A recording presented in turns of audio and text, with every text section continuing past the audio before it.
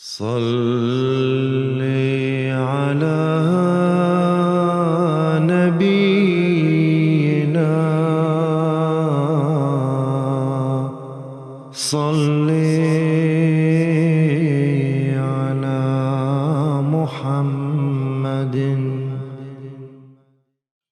Asyhadu an la ilaha illallah wahdahu la syarikalah wa asyhadu anna Muhammadan abduhu wa rasuluh. Amma ba'du, fa'udzu billahi minasyaitonir rajim. Bismillahirrahmanirrahim. Pemirsa yang dirahmati Allah Subhanahu wa taala, Assalamualaikum warahmatullahi wabarakatuh. Pada kesempatan dari tafsir Al-Qur'an di episode ini, kita akan membahas tafsir dari surah Al-Kahfi ayat yang ke-95. Di dalam ayat ini, Allah Subhanahu wa taala berfirman,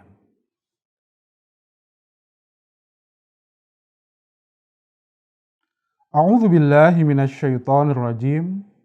Qalu ya dzal qarnain inna ya'juja wa ma'juja mufsiduna fil ard.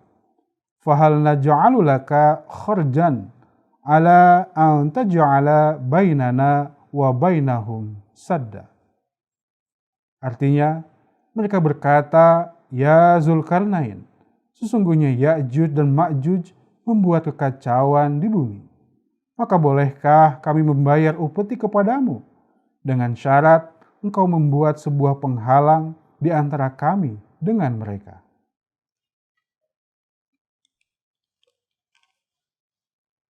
Pemirsa yang dirahmati Allah Subhanahu wa taala, kata Ya'juj dan Ma'juj keduanya berasal dari kata ajja yang berarti ia cepat langkahnya. Atau ia atau sesuatu menjadi api yang menyala-nyala. Sebagaimana yang telah dijelaskan dalam pembahasan sebelumnya, Ya'juj dan Ma'juj itu merujuk kepada bangsa Sintia, sebelah timur yang terjauh. Atau seperti dikatakan oleh beberapa pakar bahwa semua bangsa yang mendiami bagian utara Asia dan Eropa. Kata Ya'juj wa Ma'juj ini kemudian ditujukan kepada bangsa-bangsa Kristen dari barat, oleh karena mereka sangat gemar menggunakan api yang menyala-nyala dan air yang mendidih.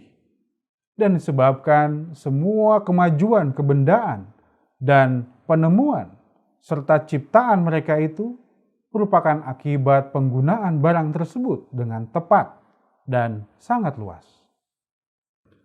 Atau kata-kata itu dapat merujuk kepada gerak-gerik bangsa-bangsa yang gelisah dan resah oleh sebab mereka senantiasa mencari-cari kesempatan dengan tidak mengenal lelah dan dengan tidak sabar mengadakan penaklukan demi penaklukan yang baru. Pemirsa yang dirahmati Allah Subhanahu wa taala, gambaran Ya'juj wa Ma'juj seperti yang telah diberikan dalam Bible tidak diragukan lagi sangat cocok dengan beberapa kerajaan Kristen dari barat. Pertama, karena mereka disebut jumlahnya yang sangat banyak, gagah perkasa, dan berkuasa. Hal ini disebutkan, maka pada masa itu engkau akan datang naik seperti guruh yang membinasakan dan seperti awan-awan yang menudungi muka tanah. Engkau dengan segala bala tentaramu dan beberapa bangsa besertamu. Kitab Yehezkiel pasal 38 ayat 9. Kemudian disebutkan dalam kitab yang lain, seperti Ya'juj dan Ma'juj, supaya menghimpun mereka itu akan berpegang, yang banyaknya mereka itu seperti pasir di pantai laut. Kitab Wahyu pasal 20 ayat 8. Yang kedua, mereka digambarkan datang dari bagian-bagian bumi sebelah utara dan dari pulau-pulau. Bahkan engkau akan datang dari tempatmu dari sebelah utara sekali. Baik engkau, baik beberapa bangsa pun besertamu. Kitab Yehezkiel pasal 38 ayat 15. Yang ketiga, mereka akan tersebar di seluruh dunia.